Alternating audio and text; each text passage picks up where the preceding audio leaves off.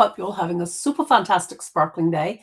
Welcome to Porchlight Letters podcast number 2577. Today we've got a really cool topic because a lot of you are not even going to think about this one because you utilize this tool every single day in your life, and it's gotten smaller, it's gotten bigger and all of that sort of stuff. But where was your family when they bought their first computer?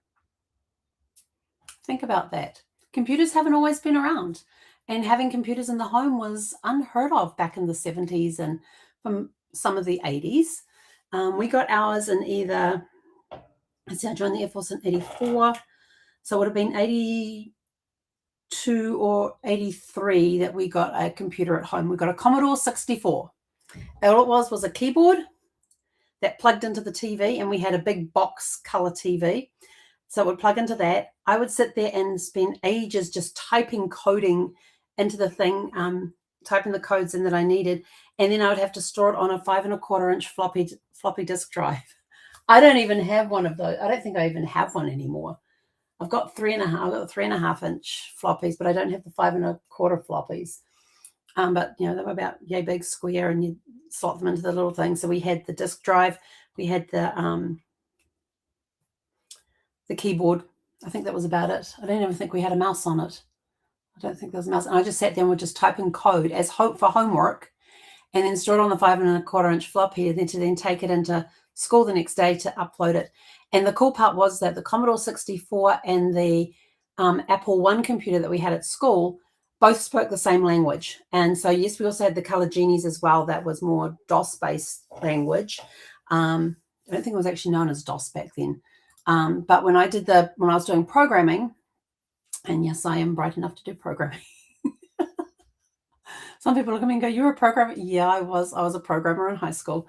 And then I go on to me, the language that was used on Apple and Commodore 64 made perfect sense to me. I could understand it. I could do it very quickly. The only trouble we had is that we had computer rooms at school, and we had one that we could go into. And this is where I first started learning the computer before we got the Commodore 64 at home. But we eventually got the Commodore 64 at home, and I could get the computer to do all sorts of fun things and type names across the screen and make matrices. Matrix? No, it wasn't matrix. It was a cross that had pluses and minuses on it, and I could get it to plot different things on the graph. I could get it to do all sorts of things when I was at school. Remember sitting down one time, and it was on a lunch break, and I wasn't on the library at the time, so I was in the computer room and just sitting there, and I had a magazine that had this really cool game in there. I spent ages and ages and hours and hours and hours typing this thing in. We had to make sure that every line was correct as we're typing it in, because if there's one mistake, we then had to go through these lines of code to find that one little mistake that would stop it from working, and then getting to the end of it, and then getting it, and then executing it, so we could then play the game that we'd just spent hours typing in. And there were some of the guys there who were on the same grade that I was, and we spent hours typing this program in, and we got it to work. We got it to work. So we were very, very excited about that. Don't know what happened to that one, but it was a pretty cool game. It was a like you had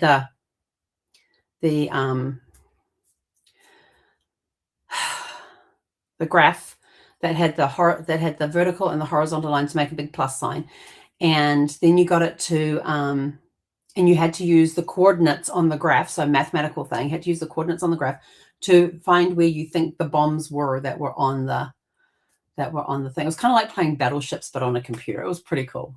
We got that to work, which we were very, very excited about. And then it got used in the math class because you had to, your X's and your Y's and all of that sort of thing. Put in the X value and the Y value, and then see if you could find a bomb in there. And they would put little marks around on the screen as to where you had already been, so you knew where you'd been. So how close were we to it? How far away were we from it? And that sort of stuff. So it was pretty cool. It was a lot of fun. But it really did. Getting PCs and getting computers in the home really did make a big difference on things. So for many families, bringing home their first computer felt like stepping into the future. It probably didn't look anything like the computers we use today. No, mine was a big chunky keyboard with a disk drive. There may have been, excuse me, may have been a large monitor, a separate keyboard, a tower or a chunky desktop unit that came later on, floppy disks, instruction manuals, and cables everywhere. Yep, cables everywhere. Remember that. Turning it on could involve strange noises, blinking cursors, unfamiliar commands, and a lot of figuring things out as you went along. This is where I got shown how to do stuff, and then I got to go play. Do you remember what your family's first computer was? Perhaps it was an Apple II, a Commodore 64, that was mine, Amiga, Atari, IBM compatible PC, Macintosh, or one of the many other computers that found their way into homes during the early years of personal computing. Maybe you remember exactly where it sat in the house, right in front of the TV, on the floor, because everyone had to share it. What did your family actually use it for? Parents may have used it for work, bookkeeping, writing letters, or keeping household records. Children discovered computer games? Absolutely. School projects? Absolutely. Someone may have spent hours learning how to write programs? Yep. Create graphics, print banners, or make greeting cards with a dot matrix printer noisily working away beside you. I forgot about the dot matrix. Yeah, we had a dot matrix printer, and I did get it to make cards as well. Doing the then there were the floppy disks, programs, games, documents, and photographs, and eventually filled stacks of them. Families carefully labeled each disk and hoped the computer would actually read it the next time they needed something. Yep, it definitely was that way. Manuals were kept nearby because there was no quick internet search when something went wrong. We didn't have internet at that point. We had no internet. As computers became more common, they began changing everyday family life. Word processing replaced typewriters. Encyclopedias began appearing on CD-ROMs. Digital photographs eventually replaced film.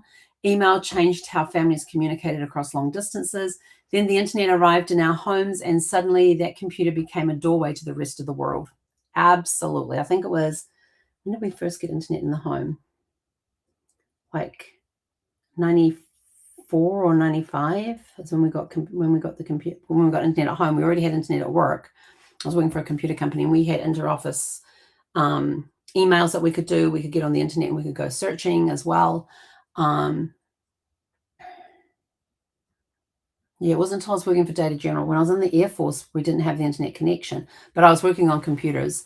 High school, I did a lot of computer work. Then when we got the computers in around 80, 82, 83 time period. Might have been sixth form, so it would have been 83. And I got to spend just over a year on it, working on the computers and going into the rooms that we were allowed to go into on breaks, and just sitting and programming. And then I went into the Air Force. We had no computers in the library at the time. Did I even touch a computer? It wasn't until, we did have computers when I went to, we did not have computers on the Air Force base or in the classroom for my publications specialist senior course. It wasn't until we got to Wellington, where I got posted to Wellington to Bunny Street, that I had my first encounter with computers for work. And that was down in publications production. I don't think we had computers in the library itself. I don't recall having any computers in there. So it wasn't until publications production where I learned desktop publishing, and we were using WordPerfect. And I was in the office the day that they said we were moving from WordPerfect to Microsoft Word, to Word. They called it Word back then. And I remember hating Word. Word was like taking steps backwards.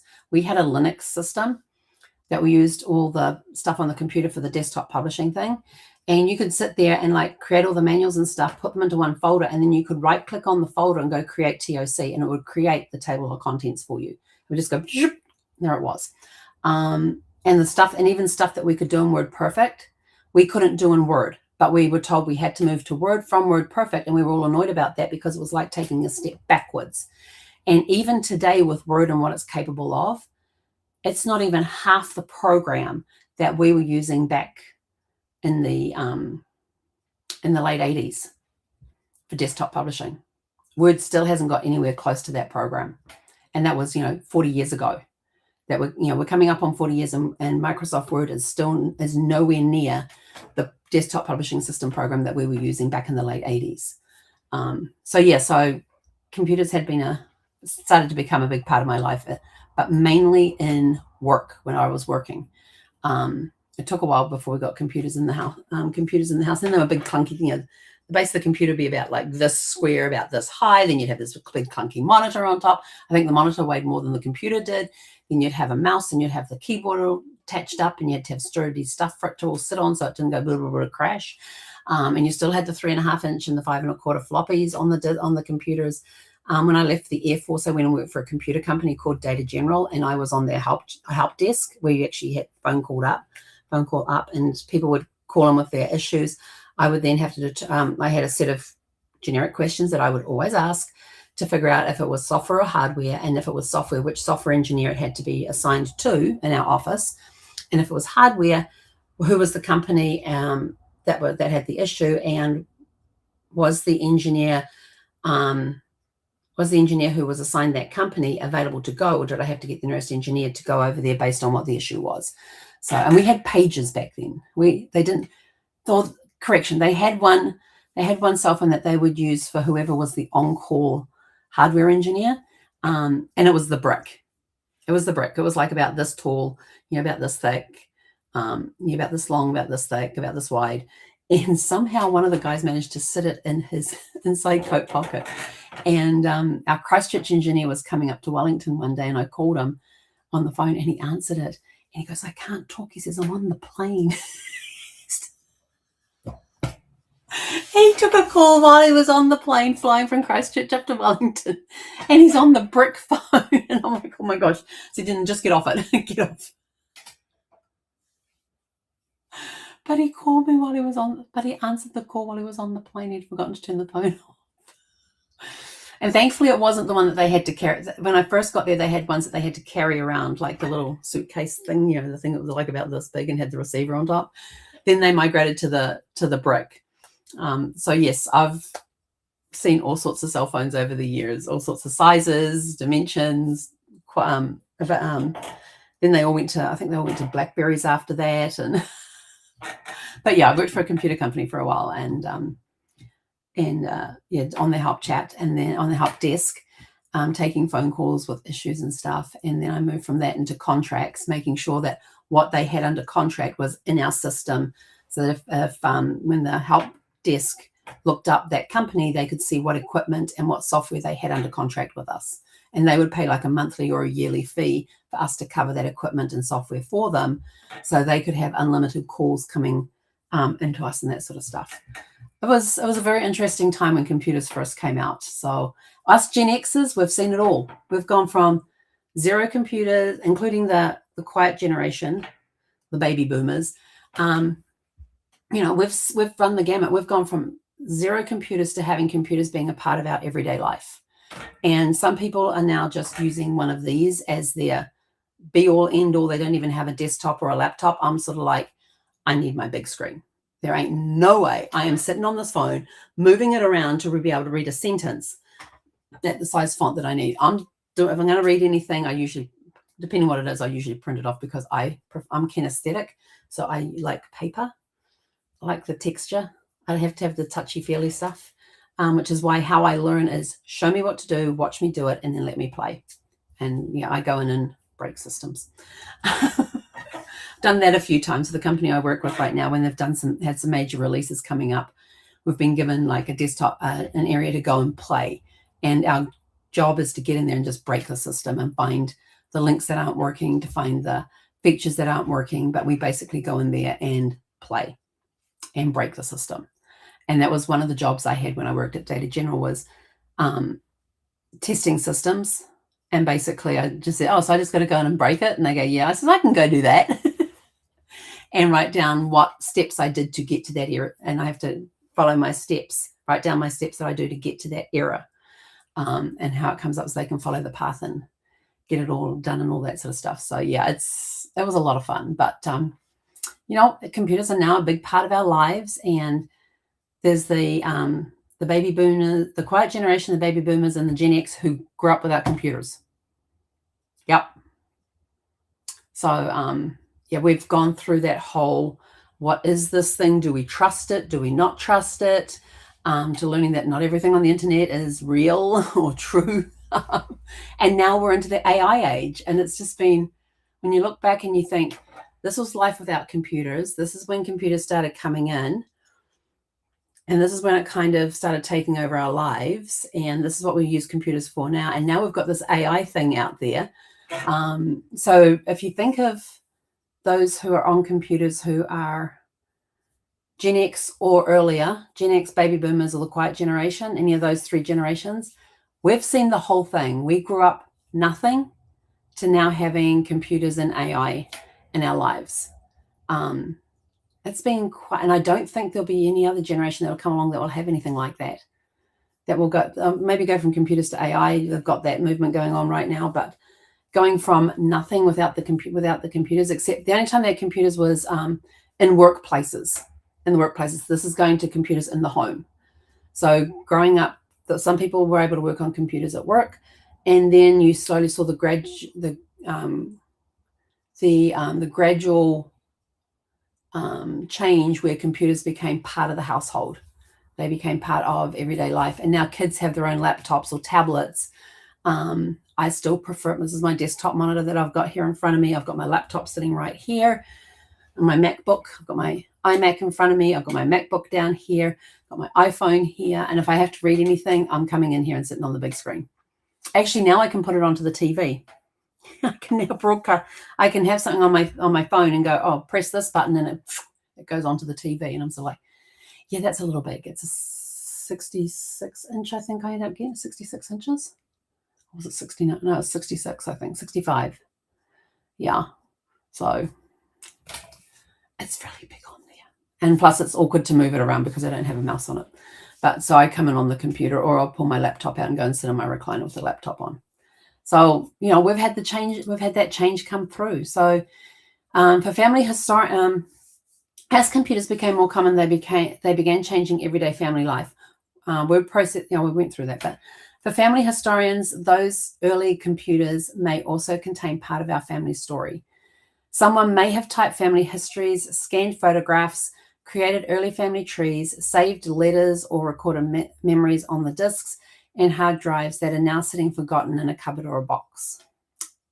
I don't think I have some CD-ROMs with family tree stuff on them, but it's come from like the New Zealand Society of Genealogists. It's come from Family Tree Maker, different areas. You know, like when I first started researching the genealogy, when I got stateside, the very first program that I used, and at the time I was on a PC, was very happy to switch to a Mac.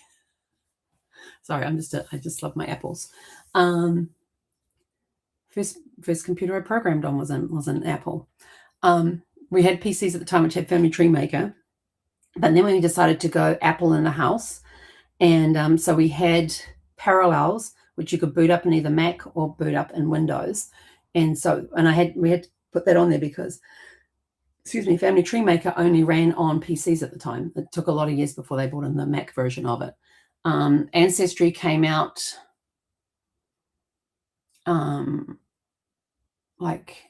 1998, 1999, 2000, somewhere around there. And I've been using it since basically the year that they went live, as I found them online and just started using them. And I've been a member ever since.